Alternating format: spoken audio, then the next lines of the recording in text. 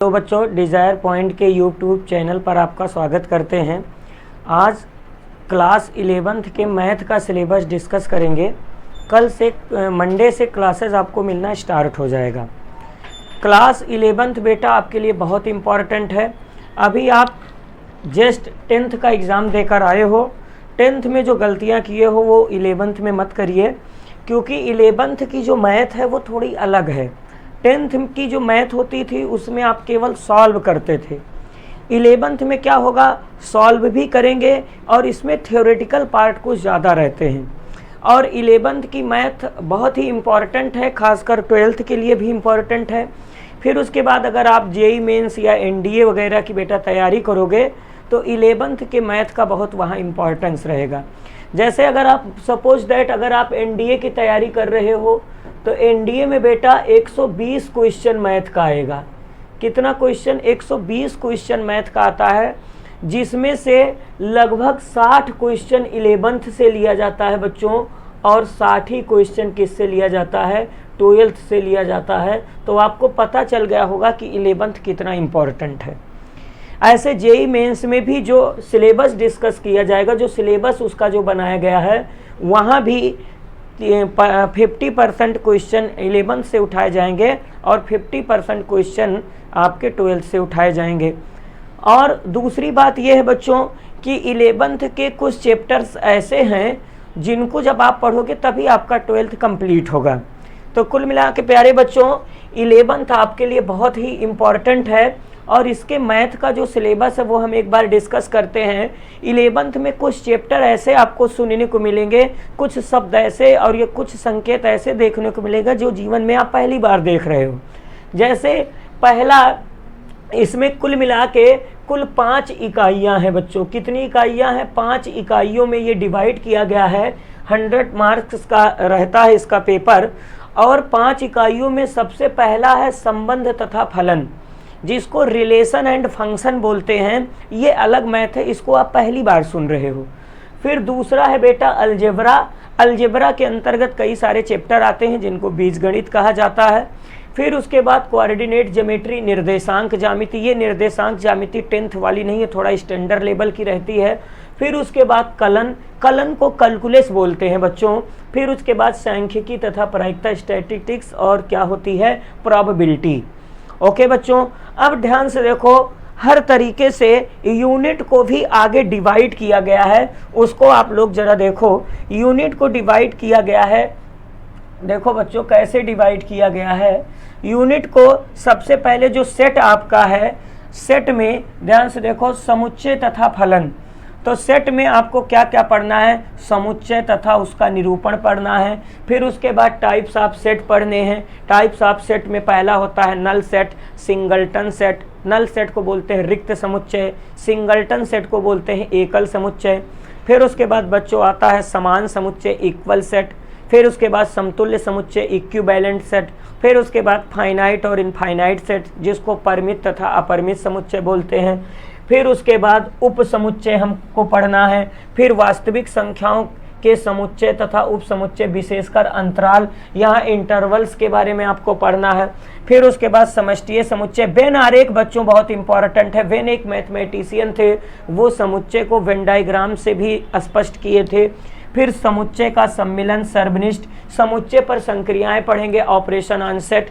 Basically 4 प्रकार के संक्रियाएं होती हैं जिनका नाम है इंटरसेक्शन, यूनियन, डिफरेंस और सिमेट्रिक डिफरेंस। ये पढ़ाया जाएगा। फिर उसके बाद बेटा संबंध और फलन में सबसे पहले आपको पढ़ाया जाएगा क्रमित युग्म क्या होते हैं, ऑर्डर्ड पेयर क्या है, समुच्चय का कार्तीय गुणनफल, कार्टीजन प्रोडक्ट ऑफ सेट। 2 परिमित समुच्चय के कार्तीय गुणनफल में अवयवों की संख्या, वास्तविक संख्याओं के समुच्चय का अपने से कार्तीय गुणनफल, मतलब आर का आर से कार्टीजन प्रोडक्ट। एक संबंध की परिभाषा, फिर संबंध हमको पढ़ना है। फिर चित्रीय आरेख, मतलब रिलेशन को हम लोग 3 फॉर्म में रिप्रेजेंट करते हैं, उसमें एक चित्रीय आरेख भी होता है। फिर संबंध का प्रांत पढ़ेंगे, सह प्रांत पढ़ेंगे, परास पढ़ेंगे, इंग्लिश में इसे बोलते हैं डोमेन, रेंज और कोडोमेन पढ़ेंगे। फिर फलन का एक विशेष प्रकार का संबंध, फिर फलन का चित्रीय, फंक्शन एक नया चैप्टर है बच्चों, फंक्शन, रिलेशन, ये सब बहुत इंटरेस्टिंग है, ये सब आपको पढ़ाए जाएंगे। ओके बच्चों, फिर आगे देखिए हम चलते हैं अगला। अब इसमें जो है ट्रिग्नोमेट्री, आगे इसमें है ट्रिग्नोमेट्री। देखो त्रिकोणमिति जो है बच्चों, त्रिकोणमिति आप लोग 10th में पढ़े थे, उससे थोड़ा ये अलग हटके है।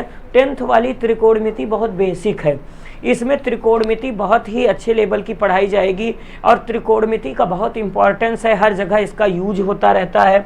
एनडीए वगैरह में, जेईई मेंस की तैयारी में ट्रिग्नोमेट्री से बहुत सारे क्वेश्चन आते रहते हैं। अब ट्रिग्नोमेट्री में सबसे पहले इसमें कोण के बारे में हमको पढ़ना है, एंगल्स क्या होता है। फिर उसके बाद जब एंगल्स पढ़ लेंगे तो फिर एंगल्स का हम लोग मेजरमेंट करते हैं। कोण के मेजरमेंट की 3 पद्धतियां आपको पढ़ाई जाएंगी। डिग्री में कोण को मापेंगे, रेडियन में मापेंगे बच्चों, और ग्रेड में मापा जाएगा। फिर उसके बाद तीनों में संबंध पढ़ाया जाएगा। फिर उसके बाद आगे आपको त्रिकोणमिति की परिभाषा बताई जाएगी। फिर त्रिकोणमिति की परिभाषा बताने के बाद फिर उसके बाद ट्रिग्नोमेट्रिकल आइडेंटिटीज़ पढ़ाए जाएंगे। त्रिकोणमितीय सर्वसम्मिकाएँ पढ़ाई जाएंगी, 3 होती हैं बेसिकली, और भी बन जाएंगी, उनका सत्यापन करना रहेगा। त्रिकोणमितीय फलनों के चिन्ह आपको पढ़ने हैं, साइन कन्वेंशन, मतलब किस चतुर्थांश में कौन पॉजिटिव कौन निगेटिव होता है। त्रिकोणमितीय फलनों के प्रांत, मतलब ट्रिग्नोमेट्रिकल फंक्शन जो होते हैं उनका डोमेन, रेंज और कोडोमेन आपको बताया जाएगा। फिर उसके बाद इसमें कुछ फार्मूले होते हैं। त्रिकोणमिति समझ लीजिए बच्चों प्राण पी लेता है, इसके फार्मूले बड़े इंपॉर्टेंट होते हैं और बहुत ही खतरनाक और यूजफुल होते हैं। त्रिकोणमिति में जो फार्मूले होता है जैसे sign A plus B cos A plus B ten A plus B ten A minus B, ये सब फार्मूले होते हैं। जैसे साइन ए प्लस बी का formula sign A cos B plus cos A sine B, cos A plus B का formula cos A cos B minus sign A sine B, ten A plus B का formula ten ए plus ten B बटे 1 minus ten ए into ten B. तो ये सब फार्मूले आपको बताए जाएंगे, ये देखो फार्मूले लिखे गए हैं। फिर और इसमें फार्मूले होते हैं जैसे sine C plus sine D का फार्मूला होता है 2 sine C plus D by 2 into cos C minus D by 2। Cos C plus cos D का फार्मूला होता है 2 cos C plus D by 2 into cos C minus D by 2। Okay, तो इसमें आपको सारे फार्मूले बताए जाएंगे। फार्मूले बहुत ही इंपॉर्टेंट रहेंगे आपके लिए। इन्हीं फार्मूलों के यूज से हम लोग आगे जो है, इन्हीं फार्मूलों के यूज से आगे क्वेश्चन सॉल्व करेंगे ट्रिग्नोमेट्री के। फिर उसके बाद देखो बच्चों इसमें क्या होता है, फिर ट्रिग्नोमेट्री के बाद इसमें और भी फार्मूले जैसे साइन 2x का फार्मूला होता है sign 2 theta, cos 2 theta, tan 2 theta. Sine 2 theta का फार्मूला होता है 2 sine theta into cos theta ना। काश 2 थीटा के 4 फार्मूले होते हैं, टेन 2x का फार्मूला 3x का, ये सारे फार्मूले बताए जाएंगे। ओके, फिर उसके बाद अलजेब्रा, देखो बीजगणित में बच्चों क्या पढ़ाया जाएगा, बीजगणित अलजेब्रा बहुत इंपॉर्टेंट है। बीजगणित के अंतर्गत आपको 2 लेसन पढ़ाए जाएंगे जिनका नाम है कॉम्प्लेक्स नंबर और क्वाड्रेटिक इक्वेशन। कॉम्प्लेक्स नंबर को आप, एक नया चैप्टर है कॉम्प्लेक्स नंबर, हिंदी में बेटा इसे बोलते हैं सम्मिश्र संख्या, ये आपके लिए नया लेसन है, बहुत इंटरेस्टिंग है, बहुत यूजफुल है। फिर उसके बाद इसमें कॉम्प्लेक्स नंबर में बहुत चीज़ आपको सीखने को मिल जाएगा। फिर उसके बाद क्वाड्रेटिक इक्वेशन आपको पढ़ाया जाएगा बेटा, जिसका नाम है द्विघात समीकरण।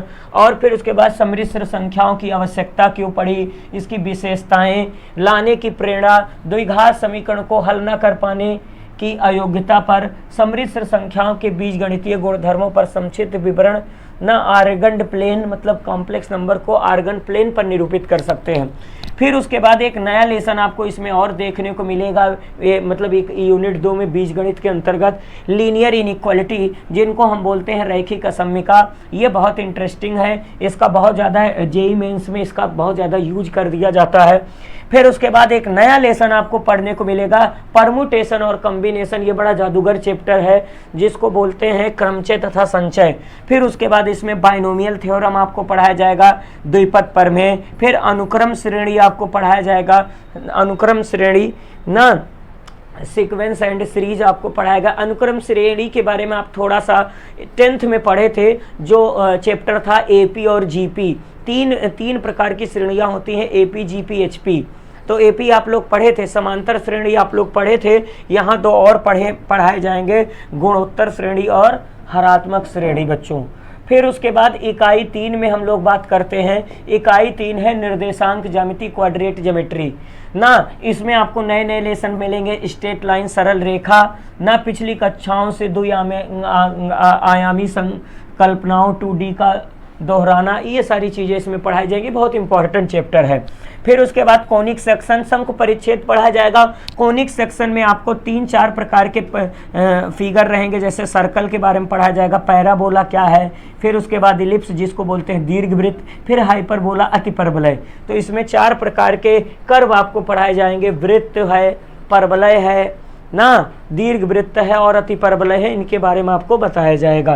फिर उसके बाद त्रिविमीय ज्यामिति का परिचय, 3 डायमेंशनल आपको पढ़ाया जाएगा ज्योमेट्री। त्रिविमीय में जैसे 2D में 2 एक्सिस होते हैं, एक्स एक्सिस और वाई एक्सिस, 3D में 3 एक्सिस हो जाता है, एक्स, वाई और जेड एक्सिस हो जाते हैं। ओके बच्चों, फिर उसके बाद ये बहुत ही अच्छा लेसन है आगे, कलन, जिसको इंग्लिश में बच्चों कैलकुलस बोलते हैं, और ये बहुत इंपॉर्टेंट, समझ लीजिए पूरी मैथमेटिक्स इसी पर डिपेंड है।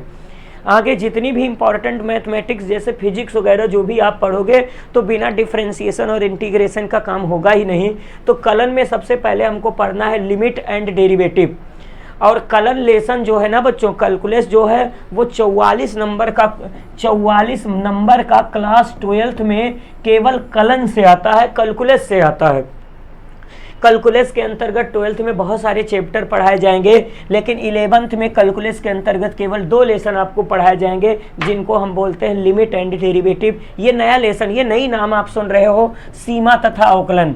फिर उसके बाद अगला लास्ट और फाइनल है सांख्यिकी तथा प्रायिकता। सांख्यिकी के बारे में आप थोड़ा सा 10th में पढ़े थे, लेकिन सांख्यिकी यहाँ थोड़ी सी और स्टैंडर्ड लेवल की पढ़ाई जाएगी। फिर उसके बाद प्रायिकता भी आप 10th में पढ़े थे, लेकिन प्रायिकता यहाँ भी थोड़ा स्टैंडर्ड लेवल में पढ़ा दिया जाएगा। ओके बच्चों, तो कुल मिला के आपको पूरा ये जो डिस्कस किया गया है, टोटल जो 6 इकाइयाँ हैं, इनको चैप्टर वाइज से एक एक लेसन पूरे शिद्दत के साथ धीरे धीरे डिस्कस करते हुए पढ़ाया जाएगा। ओके बच्चों, आज के लिए इतना ही। धन्यवाद। आप लोग अगली क्लास का वेट करिए।